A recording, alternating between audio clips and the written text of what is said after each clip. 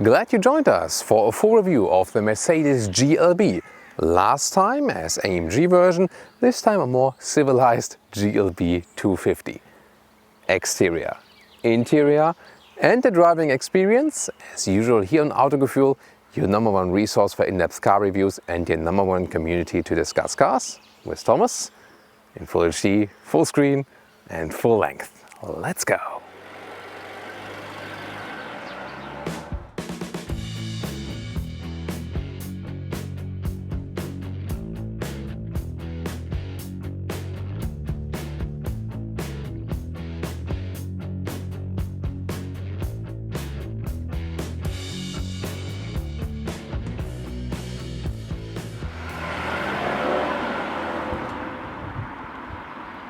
The front of the Mercedes GLB is very strong and accentuated, more has an off-road character, and that reminds us a little bit of the Mercedes GLK, which was it the predecessor of the GLC? Maybe. I think rather this one could be a real successor now of the GLK. The GLB here, also more accentuations on top of the hood. The front grille, by the way, in the style and progressive line, it looks like this with two horizontal fins, and in the AMG line you would get the beautiful diamond pin grille. So in the lower part with the chrome contrast right there, and headlamps, they would still start from halogen. That's the thing with the compact models at Mercedes. You know, I think they should always start with LED, but you can of course get full LED headlamps, and then optional these multi-beam LED. They also give you a better high beam function. 4,63 m, 15'2" or 182 inches is the length of the Mercedes GLB. Wheels come from 17 to 20-inch wheels for the normal civilized version. These ones here are the special 20-inch wheels with the orange ring around in the Edition 1 model, the special launch model. Yeah, I think we can argue about that. 20-inch wheels also maybe a little bit exaggerated here. But for the AMG, the 35 AMG, even 19 to 21-inch wheels available. We had the 35 version in our review before, so you can also check that one out later. Will be linked in the video description and the pinned comment. No matter what GLB version you have, it will always have the crossover wheel arches here to stress the off-road look, and you can get a standard steel suspension or an adaptive suspension, which we also have mounted here today. Then you can get this, shadow line with the black mirror caps, chrome frames around the windows, and here in this case, and this raising line here, it reminds us of the bigger Mercedes GLS, has the very same design, so you could also argue that design-wise it might be a small GLS. What do you think? The side profile, I think, is not the real chocolate side here of this car. Some even argue that in white here it looks like a stormtrooper helmet. What's your take on that? In the rear, a rather unspectacular hatch design, but also really upright. There you can see it's more about form follows function to have more space on the interior. Modern LED signature also in the rear. And the lower part, yeah, this is another case for the fake exhaust police, because these ones are pure fake exhaust, the real one underneath.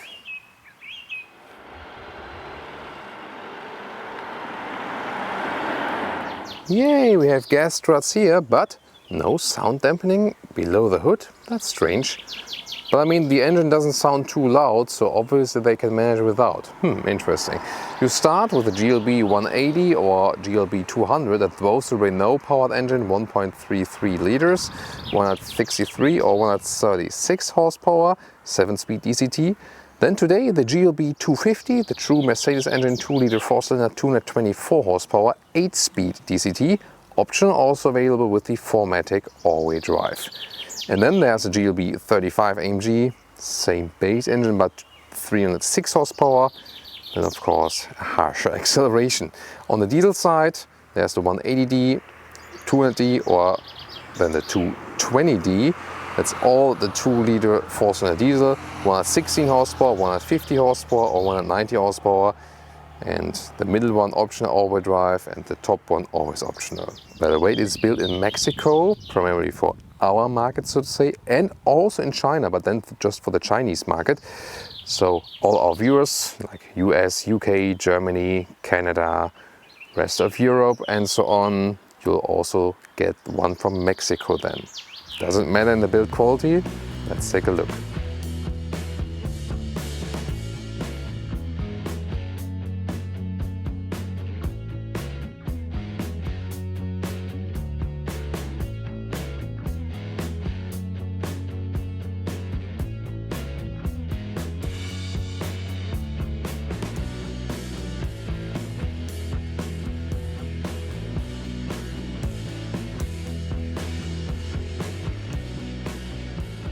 First, the door closing sound. That sounds really solid, but remember, in all Mercedes compact models, you have to slam the doors. I'm not sure, because the dampening is actually quite good and it needs more power then to work against the air pressure. I know, but you know, like this, see, door doesn't properly close. So that's the case. A-Class, B-Class, CLA and so on, all need slamming of the doors. Then on the inside, very interesting, you get different deco elements. This one here is a matte wood deco element, pretty cool. Ambient lighting runs around here, controlling the seats. No galvanized buttons here on the inside, however. And then this is kind of cylindric form, reasonable door pockets. This car is equipped with the optional Burmester sound system. Even the bass sound systems in the compact models by Mercedes, they sound good.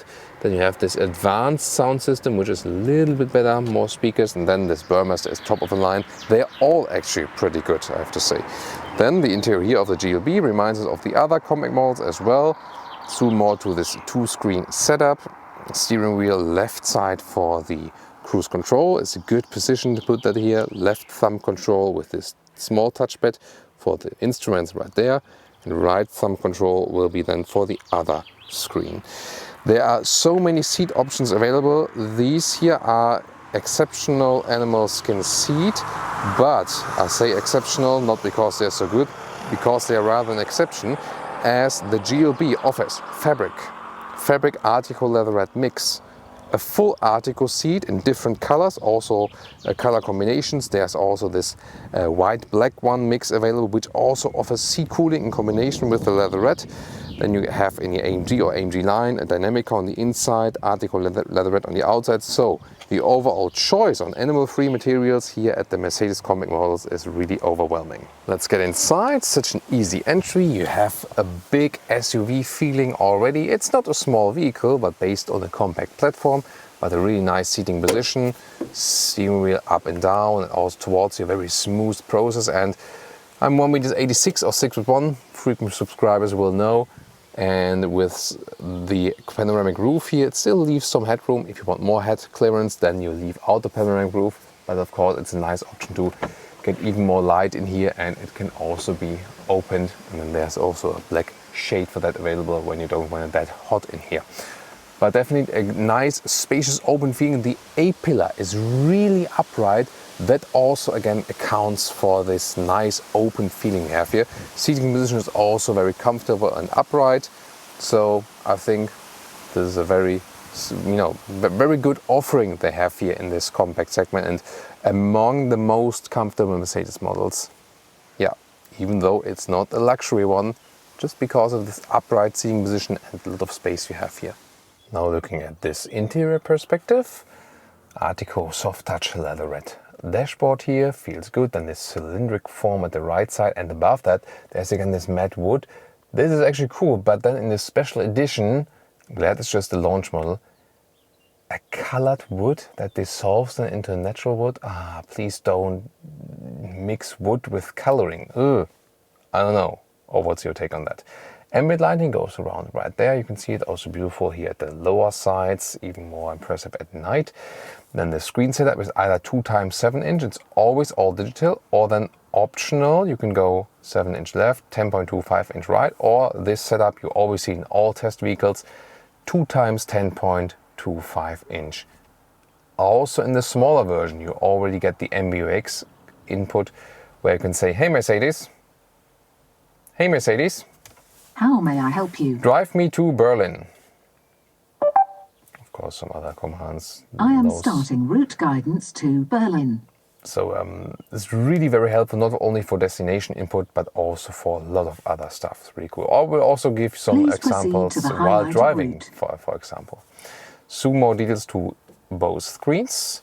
Again, compact steering wheel is a good size for that. Turbine air vents in the round style, this is the way you close or open them, and you can also move them like this. Ambient lighting is also around the vents, beautifully done. Still a manual climate unit here, I like to have that. Also 2-zone AC and some hotkeys, so I think that's a good solution. In the lower part you can close this here, by the way, completely, but a lot of black piano lacquer. Other than that, it's open and then houses your smartphone with the USB-C cable connection or inductive charging pad, but who would use that when you use the Apple CarPlay or Android Auto with the cable anyway? The cup holders are also somewhat adaptive here in the lower part, and then you have this touchpad area. You can go for that optional next to driving modes selection and some other hotkeys. Driving modes, more where we drive, and then you open this middle armrest, have some more space underneath, and 2 more USB-C chargers. This is how the GPS looks like. So nice visualization for sure. Sometimes could be a little bit more responsive. So this is then the main menu. You can scroll like this, right touch, but also can use this right thumb here at the steering wheel or the lower touchpad.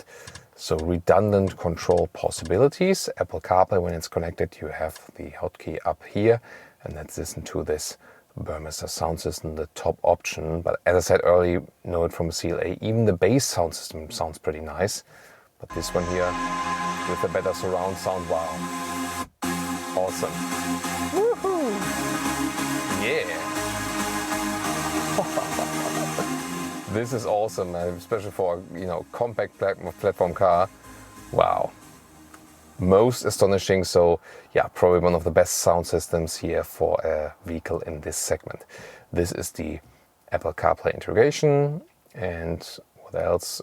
Maybe informative. This seat connect function, it's also an option, and then when you activate it, it moves the seat a little bit by the basic control functions, and that's supposed to increase the comfort a little bit. Ambient lighting, always a great thing here with the color. You can pick, I always set it to blue, to Thomas blue, which is called ocean blue here, and of course brightness all the way up. And then the rear view camera, here put the gear lever up to set the reverse gear. It's a very good resolution here with the normal rear view camera. This is the drone view from above, and you can also switch some camera views, for example, entirely the rear or also to the front camera and so on. And it also offers this, let's say, wheel view that you don't damage those tires. And the camera system, for example, shows also when you want some traffic lights that you don't have to like put your head down to see them, or then also augmented reality functions in the GPS, that some signs are being drawn into the screen, for example. And the instruments are pretty clear to read, definitely, so satisfied with that. You can also have the GPS view here in the middle, for example, so then you also see some map information, and assistance systems you can also put to the middle part, or then you can also change the whole style of the display. So for example, to a sporty one that would look then like this, and some more possibilities. Overall pretty nice.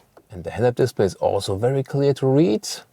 Current speed, allowed speed, and then also GPS information when you have a route set. So also a pretty good option. And now where the GLB is really at home, but very soft touch here at the inside of the doors. And this is really so cool. That's how I am seating in the front, and there's so much leg room left, and that's really a better result than Mercedes GLC. And also headroom wise, it's no problem, still some room left, and again would be a little bit more if I would go without the panoramic roof, which is split here, but it's also a nice view then up to the top. And it's a nice upright seating position here. Also you can vary it here with this strap. You can sit a little bit more like this or a little bit more land back. This is both possible. And then 14 centimeters or 5.5 inches, it goes to the front and back again. So you can have maximum legroom or a little bit more trunk area. And this is here the 5-seater setup. There's also a 7-seater setup available. And then I tested out it earlier before. You can have some overlay shots for you, but you can also tune in separately to the review if you want to check it out in detail. So what you can actually do if you have the 7-seater setup, when you set the seat like this, that I could still be sitting here, then it would theoretically be possible that you go with 2 tall adults also in the rear behind it. And it's not super comfortable, but it is possible really to use this car with 7 tall adults. However, not sure, would you go for the 7-seater version? And please tell me in the comments. I think maybe the 5-seater make more sense. You can use more of that trunk area definitely, but you know, it's definitely a very interesting option. Other than that, right here we have the ISOFIX at the outside each, then we have this middle armrest, you can put it down, then you have some adaptive cup holders that fold out, and in the middle part you have more vents and then 2 USB-C supplies. 560 to 1755 liters is the capacity setup. You can use this foot kick opening mechanism, by the way. And then we are here with the trunk area, and it's really good because it's so high and upright right here. You can see here how you can fit a trolley inside. Also, yeah, barely fits under the cover here, but it does work. This cover is, by the way, see, that's the problem here. So the height here, yeah, it's really hard to put it back then. So this could be a little bit higher, I think. Would be just maybe the missing centimeters are, you know, from here. This additional floor mat, you don't need to use it. You can get it, you know. Yeah, also can be used from 2 sides. Other than that, this one does not have a rail because of the 7-seater setup, the optional one. This one being the 5-seater, but the 7-seater setup is also possible, also shown in other videos. And now interesting, as for the measurements, you've seen here, this 14 centimeters or 5.5 inches bench can be, you know, put front and back, 14 centimeters or 5.5 inches, and it means either you can have a normal trunk length of a little bit more than a meter, 1.5 meters, or if you have the seat all the way back, that would be 90 centimeters, of course, you know, about 14 or centimeters or 5.5 inches. So that's interesting. This bench here is put forward. This one here is at the back. And you see also 1, 2, 3. It's a 3-way split. So you can also just put this one down or this one and this one. So you're pretty flexible. And to the front seat, the length here with the flipped seat setup is 1.80 meters. It's actually quite good, everything. And what about the width here? This is even more than a meter in width. And the height, the overall height, is 76 centimeters. Just the height here to this, you know, to this cover there. Yeah, that's only about 36 centimeters. Again, like 38 without this additional mat, but that's maybe a little bit, you know, should be a little bit more. And then last but not least, the loading sill right here is 74 centimeters. Welcome to Thomas's driving part with the Mercedes GLB. How may I help you? Yeah, that's the voice activation. Say that again, please. Close the sunroof. I'm closing the roller sun blind on the But I'll stop it here so that it doesn't kill the camera. But you see, that also works. So just a voice activation showcase. Hey Mercedes, How may I help you? open the sunroof. So just have it all the way open again. I'm opening the roller sun blind on the sliding sunroof. I think you couldn't see it now, but you know, roof is open now completely again. Yeah, but back to the review. That's live on tape, Autogefühl authentic experience. So today here with the Mercedes GLB with the 250 4MATIC. So 250, it means that this one is already the true Mercedes engine. You know, the small petrol engine is the Renault one. This one here, the 2-liter 4-cylinder, and probably also then the engine to go for. Well, it has enough power, definitely no problem with that. We'll also soon show you some acceleration on the motorway as for that. And it's also decently silent when you're just cruising and rolling here, definitely. Also the dual clutch transmission is doing a good job to give everything a very smooth transition between the gears. We also have the adaptive suspension here today, which is a good pick because it really evens out the bumps. However, 20-inch wheels mounted is not the most clever choice. We had the same already with the Mercedes GLA, and it just makes riding so much rougher than you would ride it with the smaller wheels, and it's really not necessary for this vehicle. I would say leave 20-inch for like big sports cars and so on. So it also looks better here, definitely. They always look better when they're bigger. But if you seek more comfort, then also leave it with smaller wheels. That will be better for you. The steering input is really good because there's no dead zone area. No angle of the steering here is dead. However, Mercedes rather has the philosophy of not making it too progressive. So you have a little bit more calm running straight. For example, also on the motorway, and then you have, to work a little bit more with the steering wheel, just in the way, in the angles, but not really with strength, because you don't need much power to turn the steering. And then driving mode wise, it also adapts a little bit. First starting here in the comfort mode, which is giving me most comfort then from these adaptive dampers, and especially when we have some bumps in the road, then I do again feel the 20-inch wheels. And that's so often the case. The manufacturers mount the bigger wheels on the cars so the cars look better, because they are always like look, design is a very crucial buying factor as well. But that doesn't do just to the suspension, and the Mercedes adaptive suspension here in the compact segment is one of the best there is. But it hardly gives a notable effect when you have then the big wheels on it. Yeah.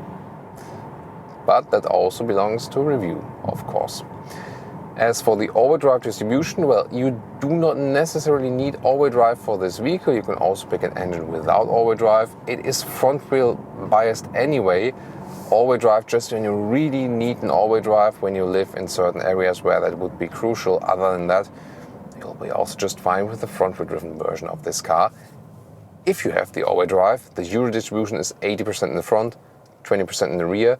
When I go to the sports mode, which I can do right now, then it's 70% in the front, 30% in the rear, so a little bit more rear wheel.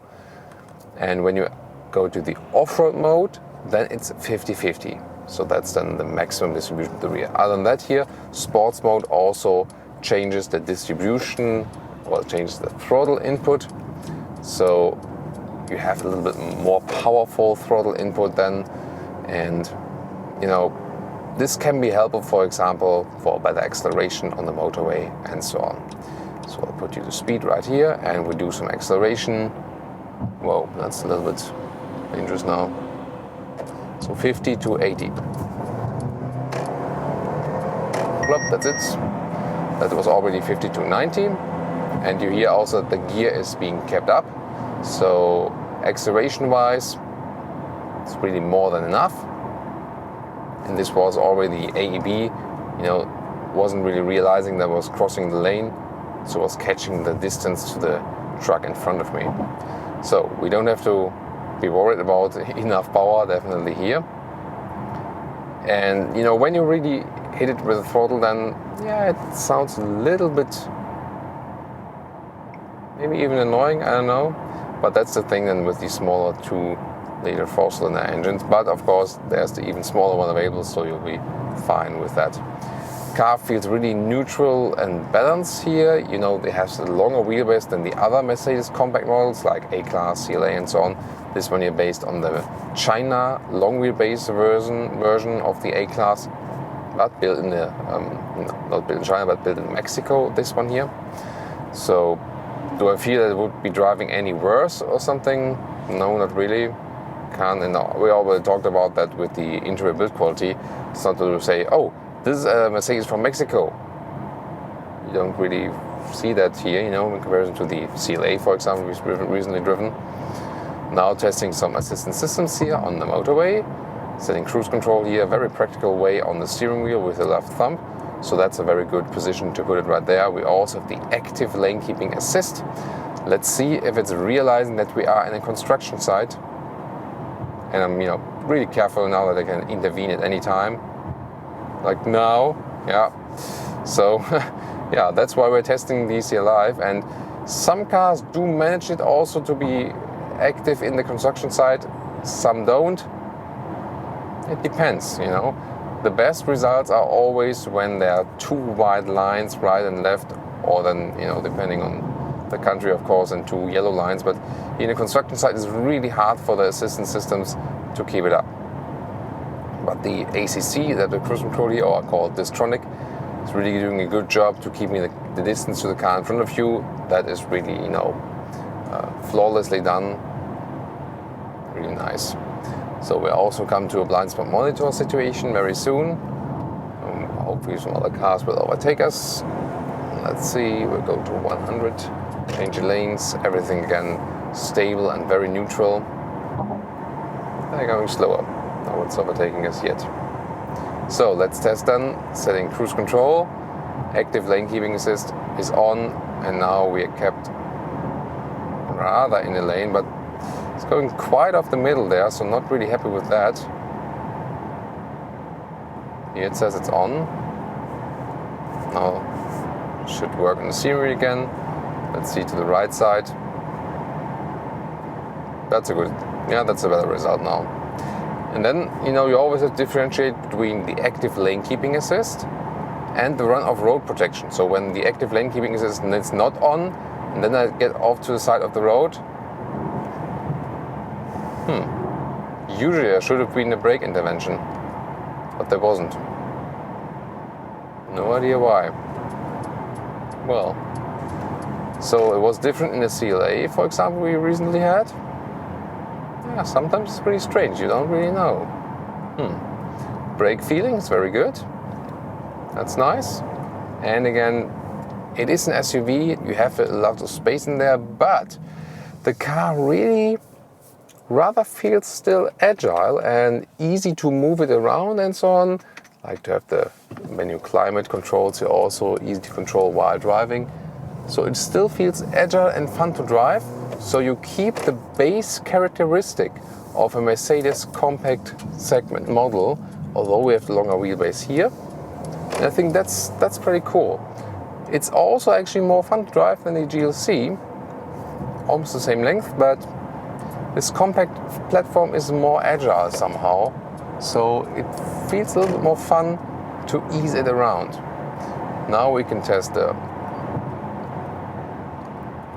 ACC once again. Here the distance of the car is being kept. You can also set the distance here longer or shorter. And behind us is a older GLA generation. And by the way, we had 100 kilometers or 60 miles an hour. Very silent in here, so good noise insulation. And also remark to the GLB 35, the AMG version. This one is way more silent, so the GLB version was way louder also on the interior as for noise insulation, so really more satisfied with this model here, definitely. And to me the biggest surprise is this is not the AMG version, you know. Yeah, we have the 20-inch wheels, that's a little sportier then, but how good and sporty the handling of this car is, although you can definitely mark it as a family SUV. So I think that's one of the coolest things here about the GLB. A lot of fun to drive still, and you sit more upright, of course, than in an A-Class or in a CLA.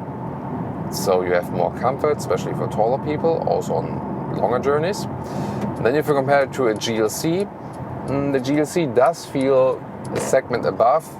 It has, you know, not the most modern MBUX infotainment system. That's an advantage here.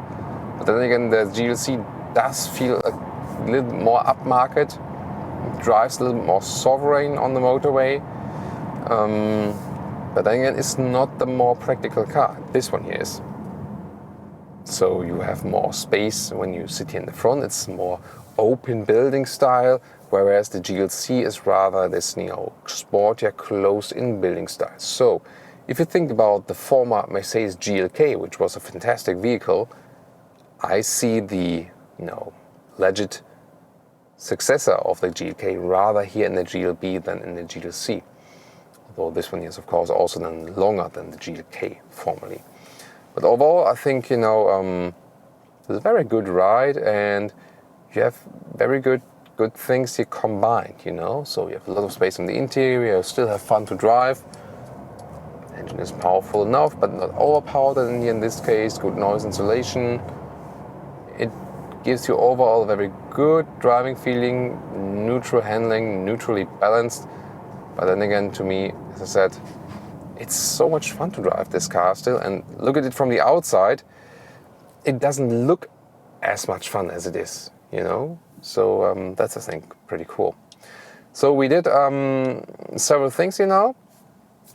Had some acceleration even in there before some rolling, and the fuel economy figure is still, let's say, quite okay considering what we did, and it's not too much different than to CLA and GLA.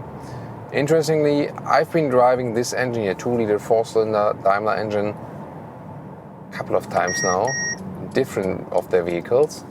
So let's see, getting in that now. Now you can see also on the right side the monitor there is the red triangle, and when I set the turning indicator, usually it would also flash then at a higher speed.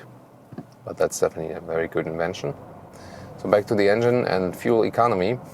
So at the moment we are about 8.5 liters on 100 kilometers. So yeah, that's almost the same result than we had with the GLA. Actually, with the GLA we had a little worse result, which I cannot make out why that is. I don't know, and I've even driven that on a calmer part. So although it's the same engine, and this one here has a longer wheelbase and it's a bigger car, fuel economy seems a little bit better than in the GLA, but I mean, that's just a little bit. Overall, like ambient lighting we can also see very beautifully done. So we can almost calculate with the same fuel economy, so that would be like 27 mpg US, 32 mpg UK, something like this. With the CLA recently, and also with A-class vehicles with the same engine, we had about 7.5 liters per 1 kilometer, so about a liter on 1 kilometer better. So like rather 30 mpg US and like 35 mpg UK, something like that. So indeed, when you have the SUV building form, it's a little bit worse. It's it's not that it's like the world difference, not like so huge, because they're all sharing the same technology.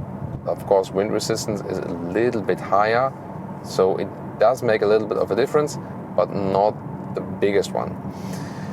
Considering now the fuel economy here, I mean, for the GLB it's of course better than for the GLA considering the segment, but overall the fuel economy in the Mercedes cars has not been good recently. At the Volkswagen vehicles, the compact ones especially, they have massively upgraded that and massively improved the fuel economy recently. That was really good. But here with Mercedes, not really satisfied with recent fuel economy figures. Also not in the biggest cars.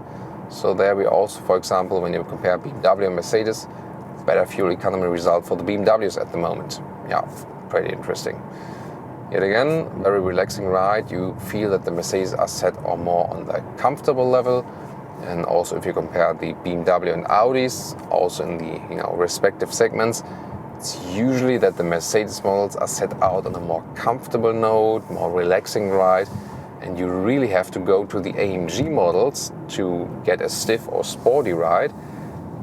Then again, however, it's really funny that the AMG models then are way stiffer and harder and harsher than the respective Audi or BMW parts with the same horsepower region.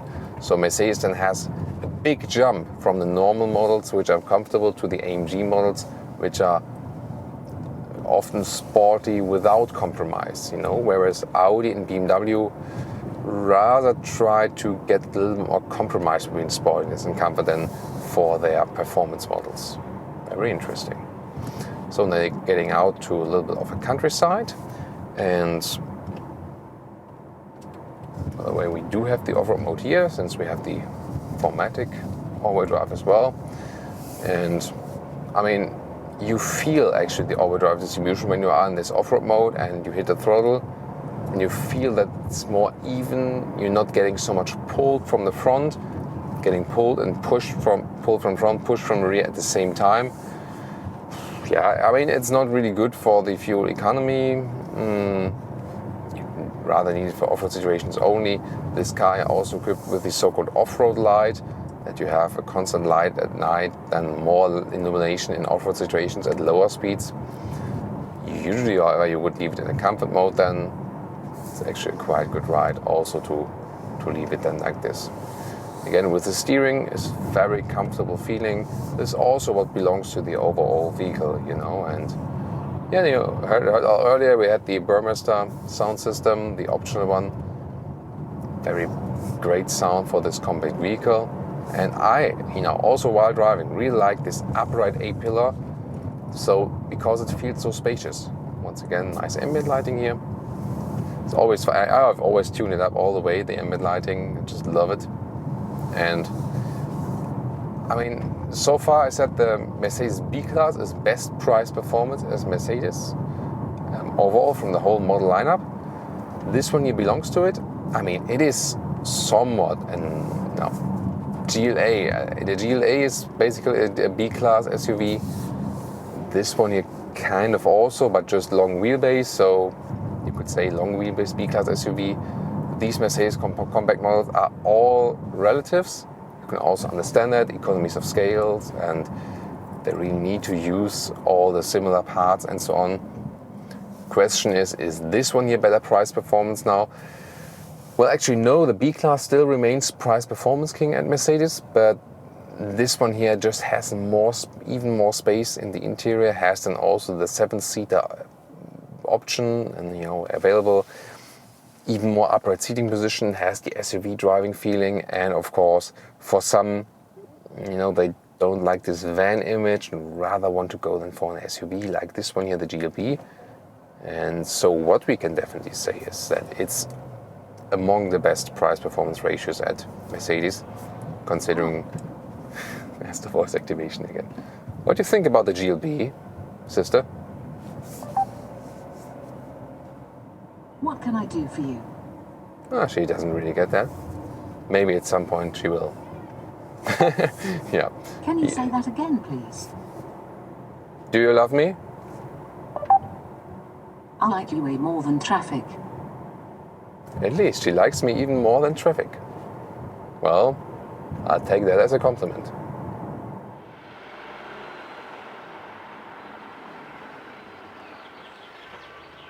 And now to our conclusion for today with the Mercedes GLB, this all-new SUV that is between the GLA and the GLC. First of all, exterior-wise, more a successor of the GLK or a small GLS because it has a very strong stance.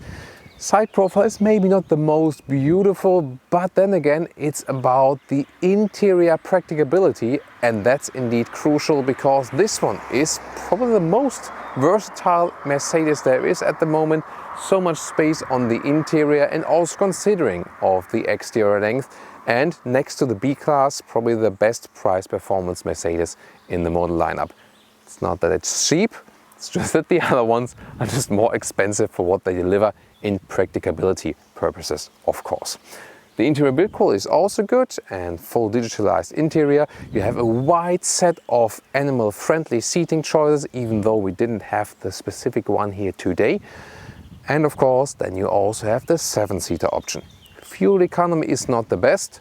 Considering the GLA, it's actually okay, but overall it should still be better. The engine is good and powerful, but yet again a little bit too high in the fuel consumption, I think. Yeah, and the car will not be cheap at all, as I said. Then again, cheaper in relation than the other Mercedes model. And that's also what's making it so attractive. So people maybe think about the GLB versus a GLC if you want a better price performance deal.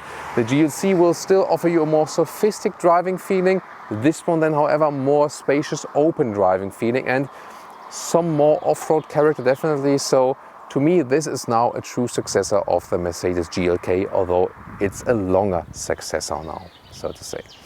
What do you think? I hope you really enjoyed our special remarks also in the driving parts to other vehicles and also to other internal Mercedes competition. And I really like to see your comments now. What do you think here about the new SUV addition to the Mercedes lineup? Thanks so much for tuning in today and see you next time.